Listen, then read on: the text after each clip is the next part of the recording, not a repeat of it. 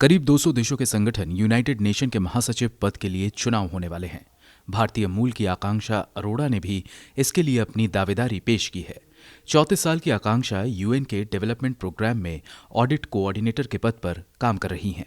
हालांकि अपने दूसरे कार्यकाल के लिए एंटोनियो गुतरेस अपनी दावेदारी पहले ही पेश कर चुके हैं। आकांक्षा का कहना है कि 75 साल होने के बाद भी यूनाइटेड नेशन ने अपने वादे पूरे नहीं किए।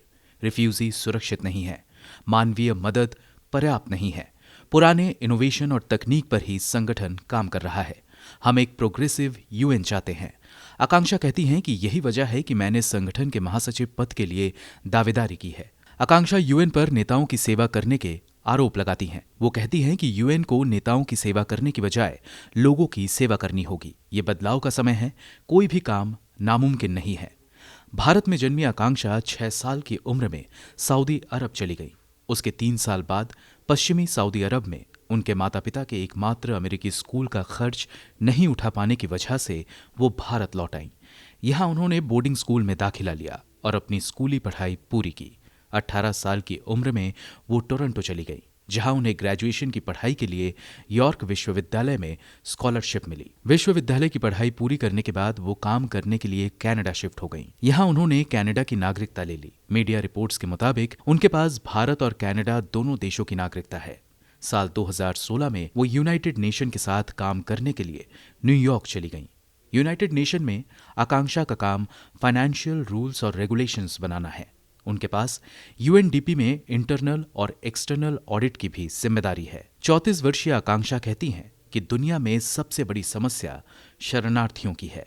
उनका कहना है कि वो सबसे पहले इसी समस्या को खत्म करने के लिए काम करेंगी। संयुक्त राष्ट्र शरणार्थी एजेंसी यूएनएचसीआर के मुताबिक दुनिया भर में कम से कम 79.5 मिलियन लोग अपने घरों से भागने के लिए मजबूर हैं। इनमें लगभग 46 मिलियन आईडीपी और लगभग 26 मिलियन शरणार्थी हैं। इनमें करीब 50% 18 साल से कम उम्र के हैं। आकांक्षा कहती हैं कि संयुक्त राष्ट्र के पास शरणार्थियों पर चर्चा को प्राथमिकता देने की जिम्मेदारी है। ये भी ध्यान देने वाली बात है कि 1 दशक से शिविरों में रहने वाले ये लोग आईडीपी नहीं हो सकते। ये 10 साल का लॉकडाउन है। आकांक्षा ने जलवायु, शिक्षा, प्रौद्योगिकी और आर्थिक सुधार के अलावा कोरोना को भी अपनी प्राथमिकता सूची में शामिल किया है। आकांक्षा कहती हैं कि यूनाइटेड नेशन को महिला सशक्तिकरण पर भी बहुत ज्यादा काम करने की जरूरत है। ये संगठन के विश्व स्तरीय योजना का हिस्सा है। गौरतलब है कि यूनाइटेड नेशन के हाफ सेंचुरी से ज्यादा बीत जाने के बाद भी संगठन की अब तक एक भी महिला महासचिव नहीं रही हैं। महासचिव के लिए 2017 में हुए चुनाव में 13 नामांकित उम्मीदवारों में 7 महिलाएं थीं।